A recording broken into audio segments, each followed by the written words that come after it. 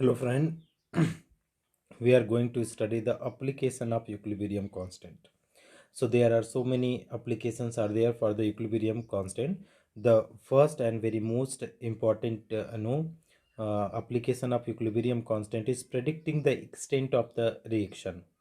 Okay, extent of reaction means how the reaction will proceed and how much it will proceed. So that is what they are saying. The numerical value of the equilibrium constant for a reaction indicate the extent of reaction. The magnitude of Kc or Kp is directly proportional to the concentration of product and inversely proportional to the concentration of the reactant.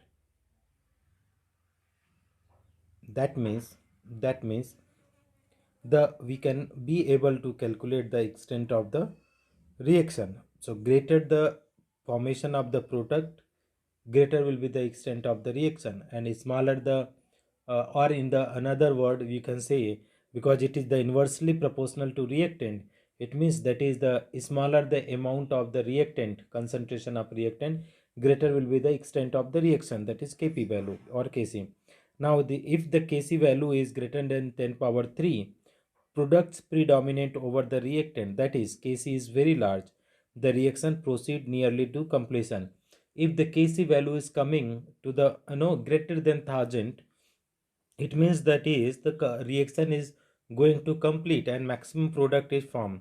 If the Kc is less than 10 power minus 3, the reactants predominate over the product, that is Kc is very small, the reaction proceed nearly, rarely, So if Kc value is very less, it means reaction is rarely happened.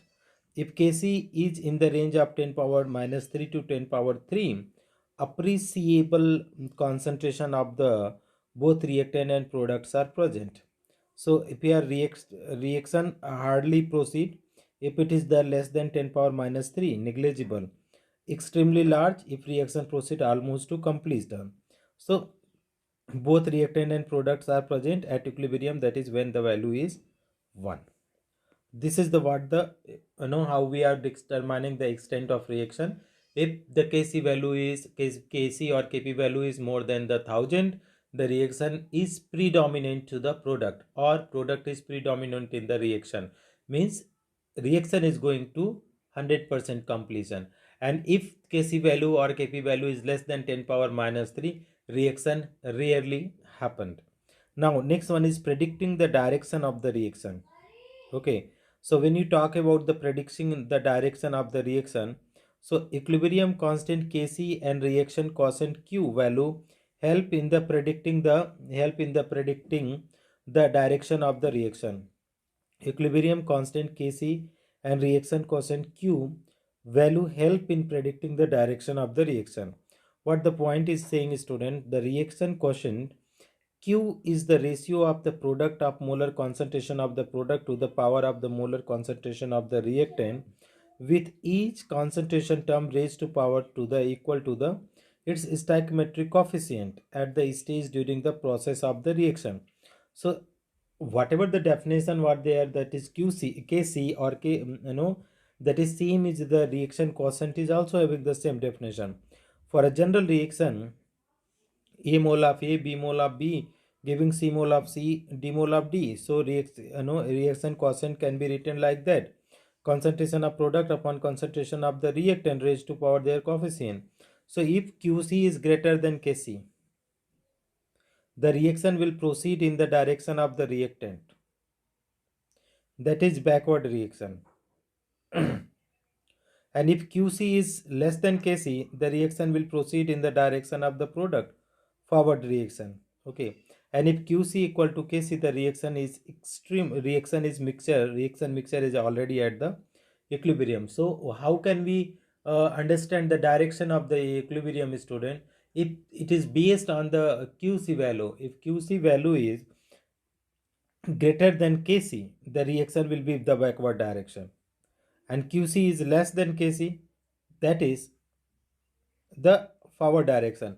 So as because Kc we are talking about is to an equilibrium constant, it is proportional to the concentration of product. Okay, so Kc is more, that is forward direction. Kc is more, that is forward direction in this you can say, and Kc is less, that is a backward direction, and both are equal Qc Kc, that is the equilibrium condition.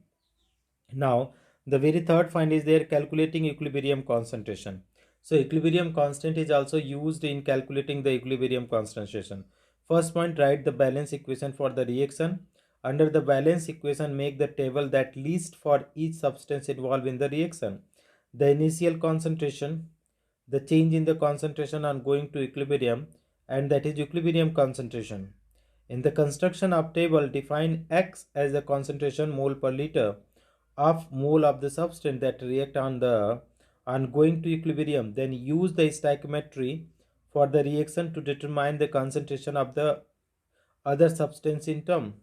Okay, and last next term we say, substitute the equilibrium concentration into the equilibrium equation for the reaction and solve for the X. If you are solved a quadratic equation, choose the mathematical solution that makes a chemical sense. Calculate the equilibrium concentration for the calculated value of X. Check the result by substituting them into the equilibrium equation. So this is all about the application of the equilibrium constant. For no, first one is the to predict the extent of reaction, to predict the direction of equation, and lastly to calculate the equilibrium concentration. So these three applications are most important, student. Thank you so much for watching.